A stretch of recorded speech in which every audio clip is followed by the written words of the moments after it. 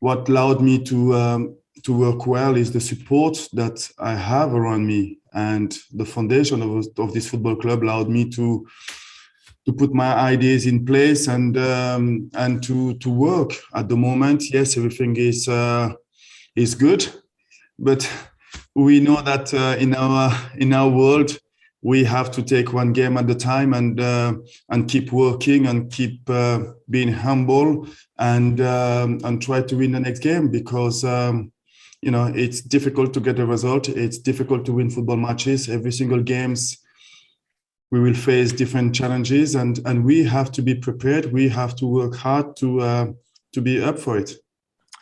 I really like the look of your squad, Patrick, like so many do. Very, very exciting. But I remember you saying to me in August that you still feel you're a little bit light as if the season goes on. With January approaching, do you still think that as well? Do you think you might need one or two in January just to make sure you have a good season?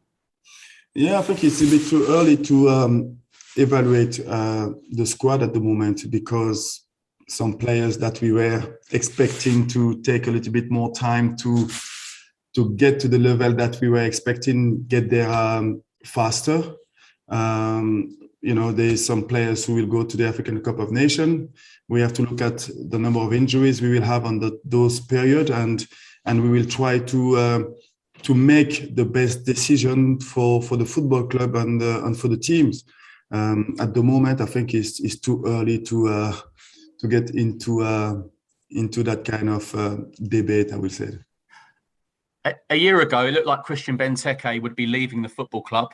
He earned a new contract and he's been fantastic for you. What have you done for him and what have you said to him to make him be on this form? Nothing really. I think it's, again, all the credit to Christian. I think he showed that he wants to be part of this football club. The fact that we bring Edwards as well, we bring challenges for those players to challenge themselves, and Christian is up for the fight and to show to everybody that he wants to be part of what the football club is trying to do, and he put his head down and working really hard, and is really close to his best. He's playing with a lot of confidence, belief, and he's somebody who can score goals. I think, when you score goals, you believe even more in yourself. When the team's playing well with confidence, I think we're creating chances, and that allowed some of the players to express themselves, and that's good. And we have to maintain that, and that's going to be our challenges. Jordan Ayew, for example, isn't scoring yet, though, but he's still in your team despite the squad you have. What is he doing right for you? What is he seeing that you're enjoying? I think the only things that Jordan is missing at the moment is that goal to give him the confidence that he needs. Outside of that, his work ethic for the teams, it's fantastic. So when you're making a squad, you're not just looking at the goal that they scored. You have to look at as well the work ethic, the sacrifice those players making for the teams. And yes, I'm happy with what Jordan is doing at the moment, but I would like him to score the goals, because the way he's been working for the team, he needs to be awarded with a goal, and he will come. Finally, from me, one negative is probably the goals conceding from set piece. You in particular was a set piece expert at Arsenal. What have you done this week in training, or what have you said to the players to try and eradicate those goals you're conceding? Yeah, we conceded too many goals on the set pieces so far, and this is one of the areas of the games that we need to focus on a little bit more and to improve. And this is a mindset is for us to realize that when there is a set pieces against us, we have to be more determined, we have to be more concentrated to defend, and not thinking about counter-attacking, not thinking about attacking. So we have to defend, and this is a mindset that we have to change. And we talk about it, we show images, and we will improve. We will improve, and after we have to practice those kind of set pieces in training. Patrick, thank you very much and good luck. Thank you. Thank you. We'll now go to Vishali from PLP. Hi, Patrick. Hope you're well. Can I just go back to James MacArthur's injury? Can you give a time frame as to how long he might be out for? We don't have a time frame on the injuries. What we decided to do with the doctor is that we will evaluate every week the progress that he is making, and things are moving well. But obviously, it's still too early for him to start training with the first team. And how big of an opportunity will this be for someone like Will Hughes to get a run in this side? Yeah, he will have to get a chance, and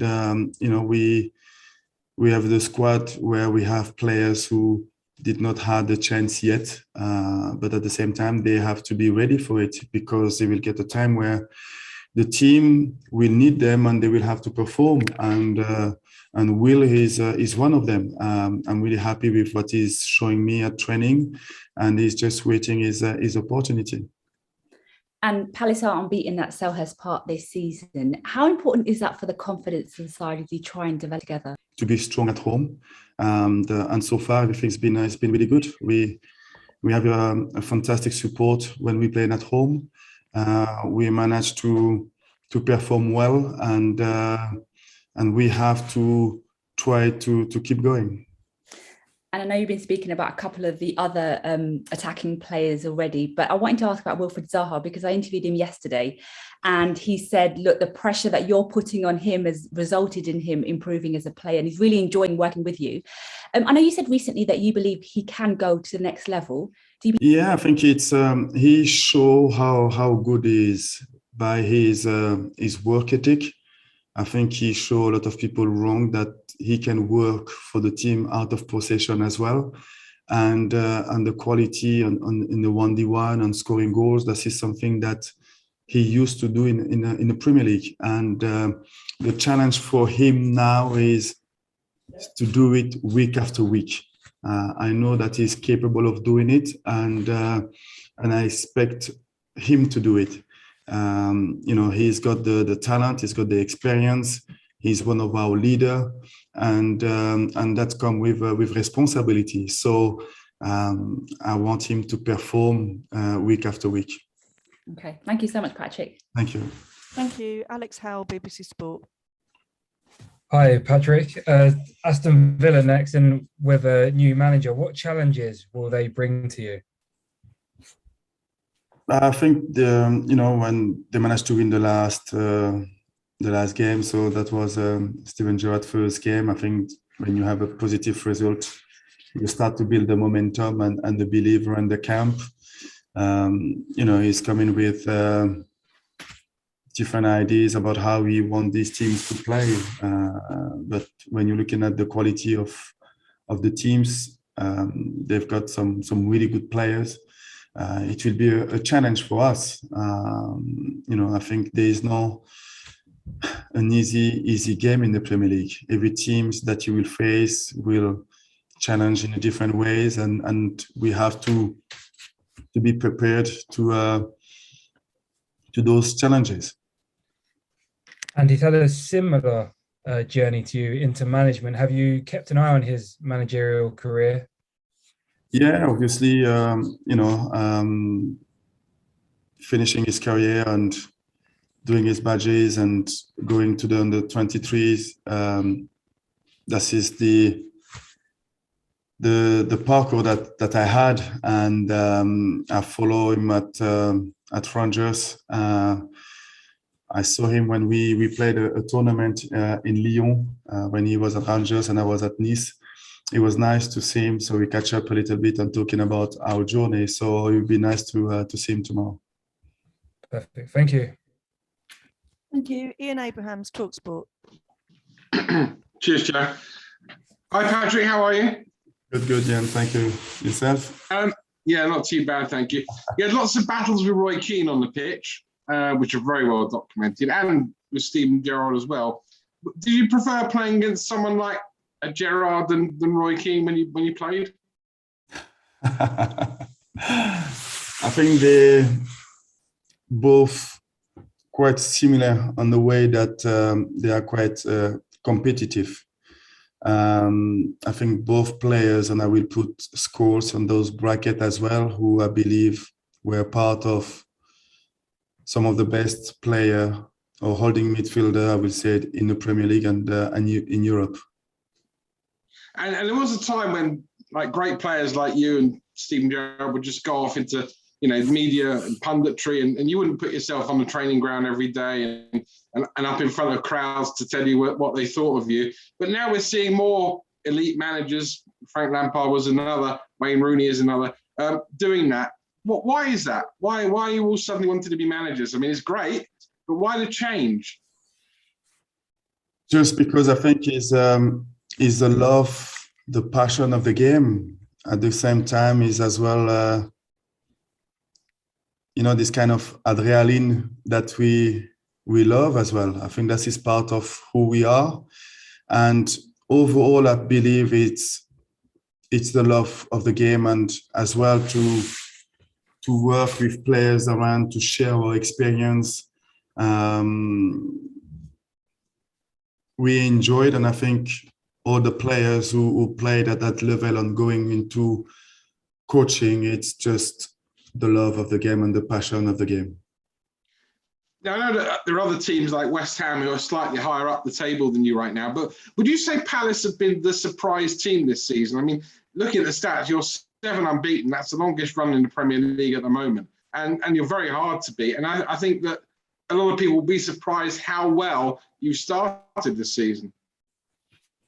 We had a couple of challenges, and I don't know if we are the surprise team of the league so far, but we believe on the way that we want to play, and I have a really good group of players who are prepared to work hard and sacrifice themselves for the good of the team and for the good of the football club. And that is really interesting and really good. Then after we know that, you know, the season is so long and you're going up and down, and at the moment we are in a really good period, and the challenge and the difficulties now is to maintain that level. And the challenge to myself and to the players is about how long can we maintain the quality of the football that we're playing, the hard work that we're putting in every day. And then it will be interesting to see as well how we will react when we're going to go through a difficult period. So it's too early to talk about success or to talk about how well we are doing. We are doing well, yes, but it's still too long to be satisfied with what we're doing so far. I've just got a couple more. They're both kind of reminiscing, really. But, is the Premier League stronger now than it was when you played in it? Because they had some phenomenal players when you played. Most of them actually were in your team. But is it stronger now, or was it stronger then? I don't like to compare this kind of generation of players, or the league is better now than it used to be, or vice versa. I think it's just different. Yes, it's maybe more transition than he used to be. The game, of course, is faster because you have faster player on the field, but you still have some top players in the Premier League like 10 years ago. Absolutely. And finally, I was speaking to Mikel Arteta yesterday. He was looking to get Arsene Wenger to go back to Arsenal. Firstly, do you think that was a good idea? And secondly, to stop that, would you ring Arsene Wenger and ask him to join you at Crystal Palace?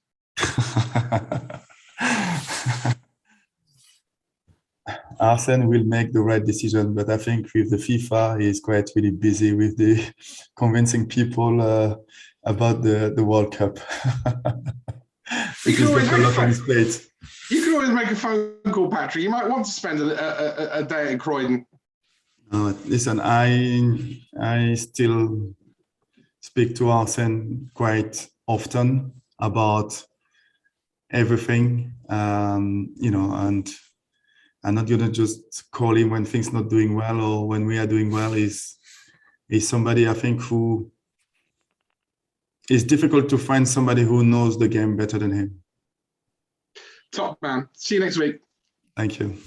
Thanks very much. That concludes the broadcast section. The writers have a question. If